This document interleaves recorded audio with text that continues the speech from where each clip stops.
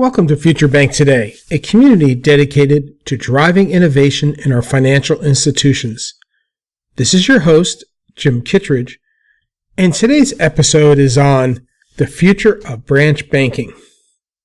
In today's world, branches are a critical asset for distribution, sales, and servicing of retail accounts in the United States bank network.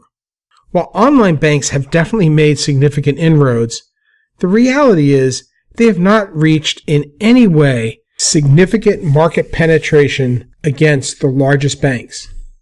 In fact, if you were to look at the largest online-only bank, that is, a bank without branches, that would be Ally Bank, and it has just over $100 billion in assets, which, while substantial, represents about 1/20th the size of the top 5 banks.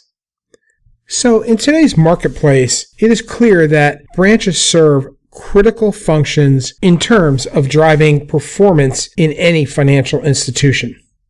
The question becomes, for how long? While we have not reached a tipping point, the handwriting seems to be on the wall that at some point in the near future, demand for branch banking will drop significantly. This is based on demand falling in 3 critical ways. That is, 1, the number of checks being processed. Number 2, the never-ending drive to a cashless society. And 3, and by far most importantly, the advent of millennial behavior.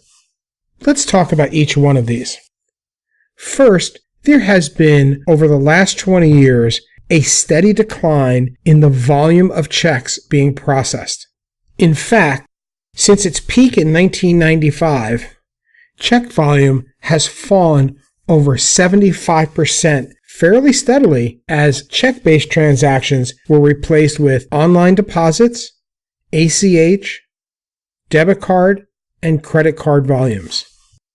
And almost the same statistics can be brought forward when we talk about the use of cash. As society, the government, and banks themselves have driven more and more cash out of the economy and moved us into more of a digital economy, you could see the demand for cash drying up slowly over a long period of time. But both of those things pale in comparison to the next big one, and that is the behavior of millennials.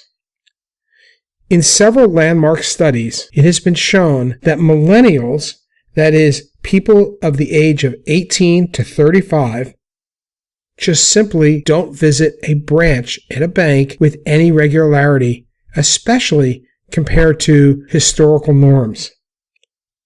One recent survey by BI Intelligence actually came up with that 38% of millennials in any given month never visit a branch, and another 26% visit less than once per month.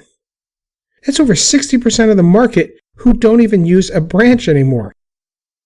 And if you look at the other extreme, there are 4 or more visits, which is on par with traditional users of branches, is only at 6% for the millennials. These are very sobering statistics for banks that built its entire business model based on the distribution access points known as branches. As banks drive more and more online and mobile transactions, the effect is that the demand in the branches continue to drop.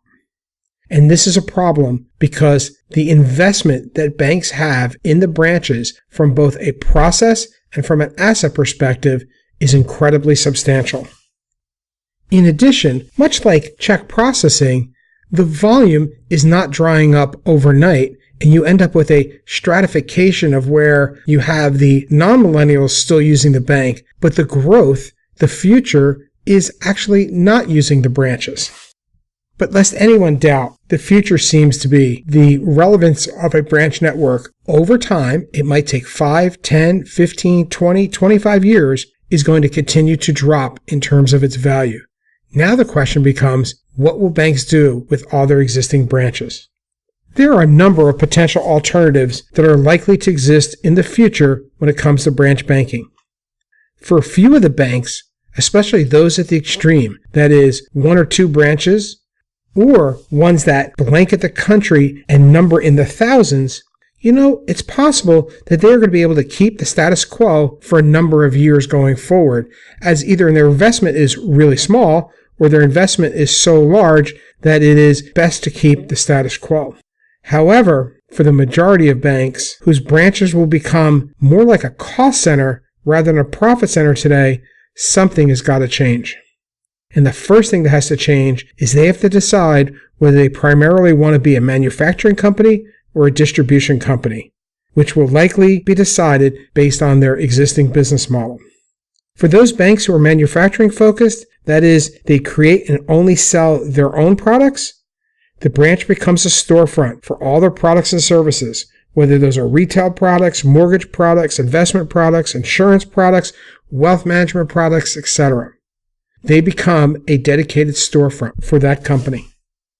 And while I suspect that most banks will try to go down that path, I think the reality is that that is a dead-end path, as mid-sized banks do not offer the breadth of products and services that the really large banks can, and therefore will be significantly disadvantaged in the marketplace. On the other hand, there will be a handful of banks that will decide to become a distribution company. You can think of Walmart or Best Buy. Those are pure distribution companies. They have storefronts and warehouses, but quite frankly, they sell very few of their own products. Yeah, they have a handful of branded products that are actually manufactured by them, but the vast majority of what they sell and distribute will be other people's manufactured products. And I definitely can see a handful of banks really making inroads in the market by executing a strategy where they are truly just the storefront. Maybe think Best Buy here again, but a storefront in which some of the products, maybe their basic checking and savings accounts, are their own, but instead they distribute other products, whether it be mortgages, investments, insurance, wealth management, of other firms, and in a sense, they're leasing out that space to those other firms, or in some cases, actually selling the products for those other firms, collecting a commission. And in a sense, these distribution-focused banks will become the endpoint or the distribution point for a host of other financial services and financial institutions. So what's the bottom line? The effects of migrating to a digital-based economy will be driving significant industry-shifting change to our branch-based networks. If your bank isn't already doing scenario planning on this topic, it needs to be doing so, and doing so soon. While we not have quite hit that tipping point just yet, it is obvious that its time is coming.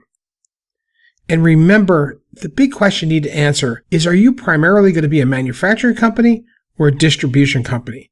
And if you choose manufacturing company, as I suspect, are you really going to be able to compete in a digital economy?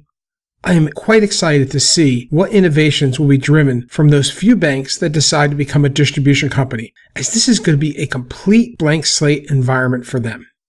Thank you for your time this week, and stay tuned for next week as we discuss, will biometrics be the savior for bank security?